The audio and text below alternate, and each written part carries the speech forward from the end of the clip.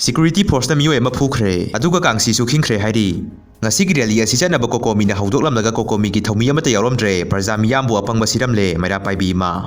Kaisampatai ma ama sokpadagi ambulance ta pukhaikhre haina ngasai pung kharagi mamangda thamakhibani. Internet thingbagi official oiba paw leite fake news sandopiganu hairakli. Laiba kharada malaria mapung phana laksinba ngamle, WHO. Cocomi gi Thoumi sing miyam changduna khut thakre, thawdo asigi matangda Cocomi gi maikaidagi wafam khara thamangli. Khongjang hankhiroi Cocomi gi Meeoi phurakpa laibak thibani, condemn tawi, Cocomi paisa sakre hairakpa laibak thibani, Cocomi. Amadi asumna makhata na su phongdrokli nakhoi thatokpa ABPS amadi nakhoi manunggi yanadaba phammunaba miyamgi Meeoi singna singthana bokhonaba sabak phakdokpa tare aduga wahang hangbagi seron receipt chalaga pisinba khaktani sarkarga wari sanaroi haibaki Cocomi gi phiriap hongdri miyamgi rally marakta thawoigi thugaina basilakpa yawsilakpa silaibak thibani haina su phongdoroki urkhunda rambai tengon gi tengolo yankhai lebana kuki zo misam singda khudong thiningai oire kuki inpi Manipur wafam asigi matangda rambai tengon gi lusingpuren oire bokorongan ba khumana su wafam khara thamakli Kuki inpi haribasina thibasin sidi thabada horani malem sida khwaidagi masin thibai kai khangdaba kanglomni haina sumna phongdrokli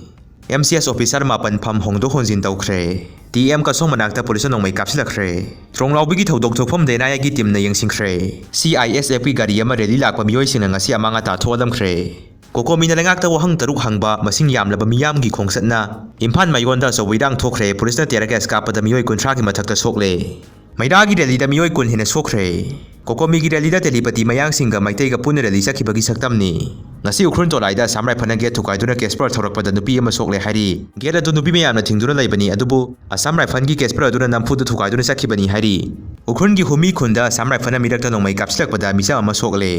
Thingbai jam debla semta pisimba changluba memorandum point rukmak responsibility amata lawbidaktre Manipur gi tampakta da riba state forcing asi power amata yaudre direct hairakre Siamna Cocomi gi khongjang matam khara handokpiu Siam NRC gi matangda without census NRC tawba yaroi Ngasigi press media da Siamna NRC gi matangda without census NRC tawba yaroi NRC asi ekoi sida mamuta na khangba walibanina adugi seminar ama tawraga Manipur gi so expert sing amadi NRC asam da yauruba lawyer khara yauna with paper puthoraga NRC asi karamba mawongda tawsige haibadu tanaraga tawgadabani haina media da thamakli